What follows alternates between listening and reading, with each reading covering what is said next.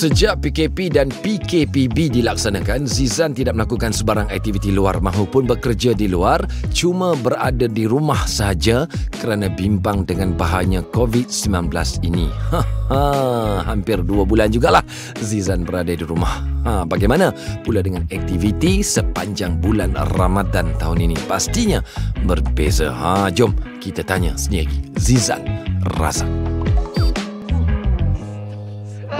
Ramadan tu saya rasa lebih baik lah daripada sebelum-sebelum ni. Macam kita dah disetkan begini, kita dah ditakdirkan begini, tak ada alasan untuk kita tidak beribadah. Pada saya ni lebih baik lah. Saya lebih tenang, saya pun rasa lebih suka. Kita pun rasa lebih dekat dengan kita, dengan sejadah, dengan Tuhan. Bukan maksudnya saya ni berhijrah, tidak. Kabarnya Zizan sampai takut nak keluar rumah. Maksudnya ambil pendekatan duduk di rumah. Saya pun rasa mungkin ada kesilapan dan ada kebaikan juga. Saya banyak baca lah Google semua, link-link orang bagi pun buat kita rasa takut, risau kan. Semua benda ada kata itulah, ada kata ini kan. Paling utama saya rasa saya tidak keluar adalah demi ibu saya. Kita tak tahu dia punya kesihatan macam mana. Tapi mak saya memang sihat, tapi langkah berjaga-jaga saya rasa lebih baik saya tak keluar rumah. Saya tak naklah kejar rezeki. Bukan rezeki kita harus tolak, tapi paling penting jangan sampai memudaratkan. Itu saya pilih. Mengenai sumber pendapatan Zizan pula, kita tahu Zizan seorang pelakon dan juga penyanyi juga. Jadi perlukan melibatkan orang ramai apa semua kan. Jadi untuk setakat ini Zizan macam mana dengan PKPB dan juga PKP kan, pastinya tak boleh berjumpa orang apa semua. So macam mana Zizan? Pada saya kelebihan yang kita ada hari ini sebab kita ada media sosial. Ramai company-company besar juga yang nak deal untuk promote barang dia orang, untuk share makanan ke apa benda melalui saya punya platform media sosial. So itu ada baiknya jugalah. So management saya pun bekerja dengan baik. Di bulan ni saya tengok benda itu tidak menjejaskan income saya. Pada saya ini ruang dan masa untuk saya bekerjasama. Saya pun tak ambil duit juga orang-orang yang nak buat IG review ke apa semua benda ke. Kalau kita buat benda tu, datanglah rezeki lain. Saya tak kisah rezeki lain yang datang tu, saya kisahkan orang-orang yang tak berapa income, tak berapa okey. So saya bantu dia orang, insya-Allah Allah bantu kita. Saya tak fikir sangatlah tentang itu. Macam tadi Zizan cakap ada income-nya juga sepanjang PKPB dan PKP ni. Jadi adakah sama Zizan berbanding dengan income Zizan yang dulu yang kita rasa mungkin boleh dikatakan agak mewah juga kan. Jadi bila dah jadi macam ni, macam mana Zizan? Mewah itu saya pun tak gerti macam mana. Sebab saya daripada kecil sampai ke saya macam gini pun, family saya memang sederhana. Kalau saya dapat 10,000 pun, kalau sebelum ni saya belanja 500 juga saya belanja. Saya tak kisah sangat pasal income tu kan. Kalau ada rezeki lebih, itu biarkan dia. Bermula daripada 2007 sebagai seorang pelawak dan kini 2020 nama Zizan boleh dikatakan enggah lah dalam industri. Berpuas hati atau tidak dengan pencapaian setakat ini, ataupun Zizan rasa ada lagi yang belum Zizan kecapi? Secara jujur dan terus terangnya, for sure saya sentiasa tidak pernah puas hati dengan kerja saya kan. Kadang-kadang kita cemburu tengok orang punya persembahan, lakonan ke semua benda kan. Dan everyday saya akan perbaiki. Dan kadang-kadang saya tengok cerita saya sekali je tu rasa alamak. Tapi orang dah puas hati. Tetapi pada saya, kalau saya rasa puas hati, saya macam dah habis lah. So saya sentiasa anggap diri saya ni seperti pucuk yang hijau, cari benda-benda baru, sentiasa ingin belajar, ingin ambil tahu. Lagi banyak benda yang saya tahu, sebenarnya lagi banyak benda yang saya tidak tahu. Buat masa ni pada saya, bila saya tengok orang beli tiket filem saya pun dah cukup. Orang dah follow IG saya pun dah cukup. Sebab itu menang saya pada hati orang. Hati ni saya rasa kita bagi duit pun orang tak suka juga. Tapi hati kalau kita tak bagi duit pun, kalau dia betul-betul suka kita, minat kita, so saya tak perlu paksa pun dia. Bila saya tengok orang senyum dengan persembahan saya tu, itu hadiah cukup besar untuk saya. Means kita kena sentiasa bersyukur lah.